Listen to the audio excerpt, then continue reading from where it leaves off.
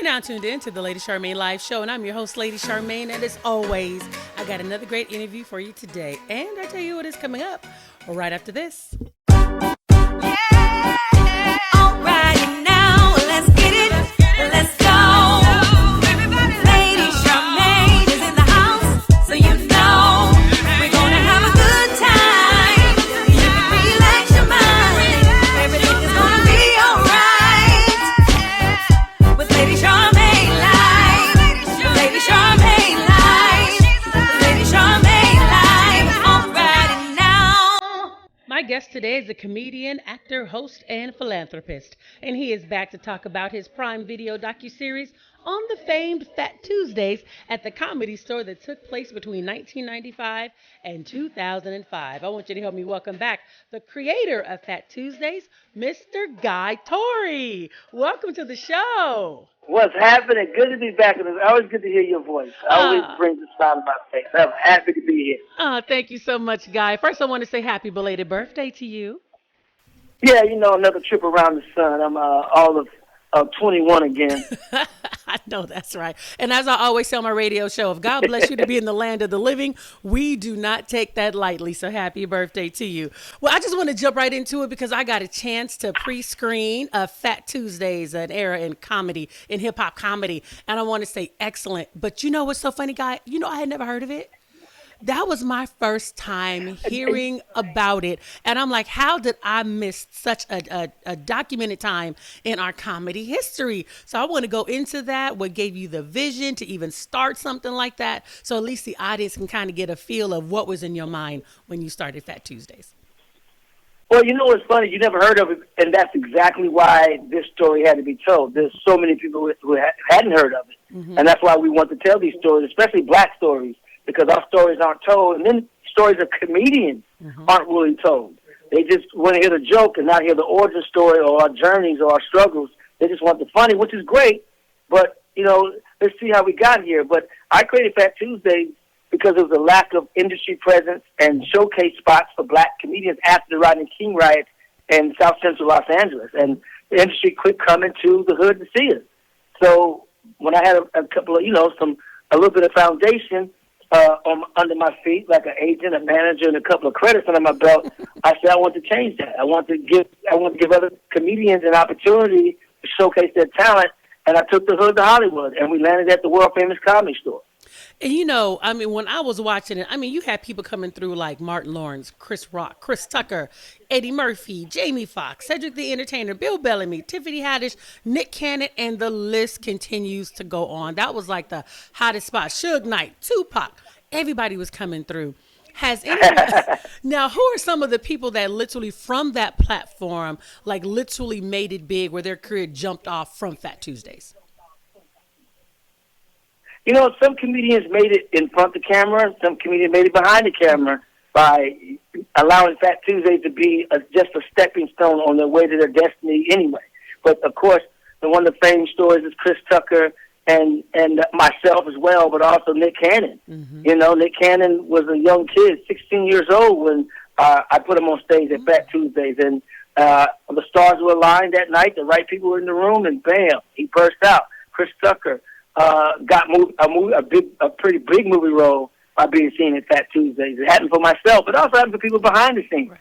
Chris Spencer, who is an executive producer, director now, who often performed at Phat Tuesdays, and he's doing major things behind the scenes. And guys who are writers and women who are writers, Melanie Camacho, right, who came to Phat Tuesdays, and I would have guest hosts sometimes, she was seen by the industry and people like Martin Lawrence and Jamie Foxx, and ended up going on the road opening for them because of her performances at Phat Tuesday. So it's been a great ride, and the ride has not stopped because Phat Tuesdays was a movement, and it was a ripple effect because other white comedy clubs started having urban nights because of Phat Tuesday. So now around the country, black comedians had a legitimate comedy club to go performing, because usually we're doing a bar or we're doing a lounge and it's doing a comedy on one night and it's not set up for comedy. But when you go to a legitimate building that is a comedy club and people are there for comedy and comedy only, that's important. Right. That's important to the artists. That's important to the fans. That's important to the people who are seeing you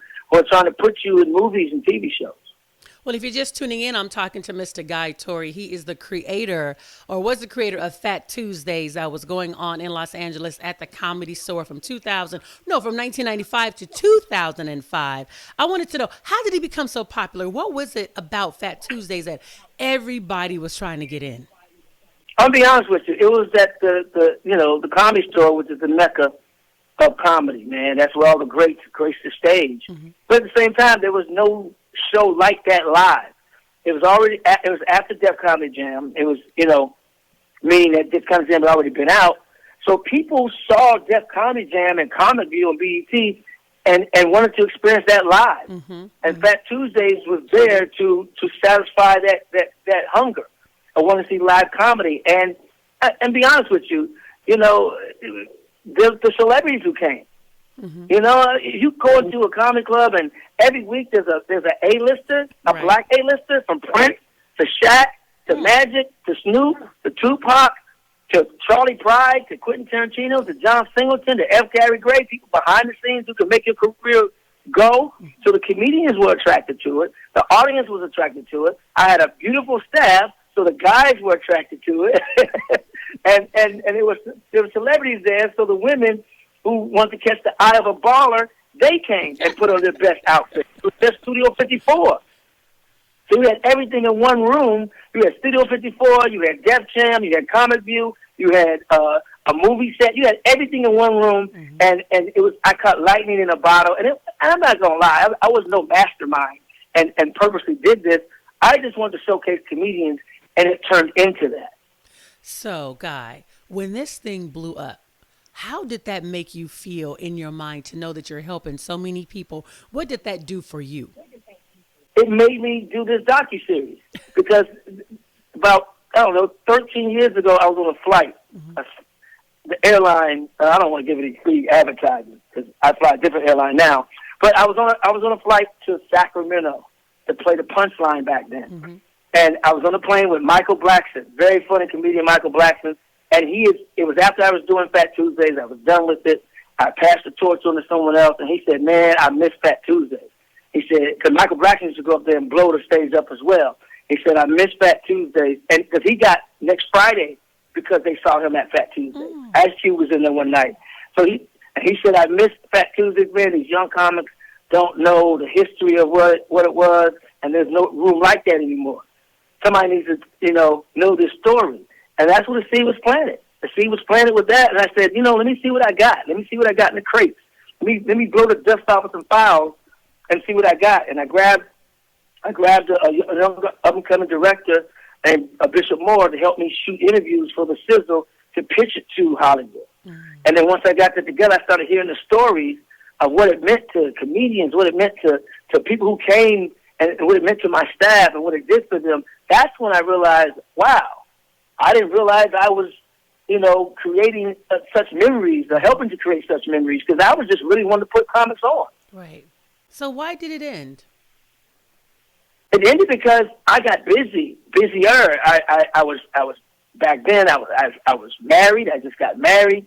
I was doing a radio show in L.A. in St. Louis from L.A. So my hours were crazy. I was still touring myself and still acting and still running Phat Tuesdays, hosting it and producing it. Mm-hmm. So it just got to be too much, and it was the least profitable one. So it had to go, but I made sure that I passed it on to someone else who's going to continue the tradition, and they did. And they took it on, and other comedy clubs, started doing the urban nights, and it spread throughout the country. You think something like this would ever be revived again? Stay tuned. Okay. All right. I think I'm feeling something in the spirit, Guy. I think something about to come on up. Okay, I'm going to stay tuned. Well, Guy, I want to say thank you so much for coming on the show. And I want to remind the audience to make sure that you tune in to Prime Video Friday, February the 4th, for all 3 parts of Phat Tuesdays, the era in hip-hop comedy. It is so good. I was so inspired just to hear everybody talking about it. And I'm like, how did I miss this? And I'm sure everybody's going to be saying the same thing after they watch it. So I want to say thank you so much, Guy, for your vision. And thank you so much for coming back on the show. I appreciate it.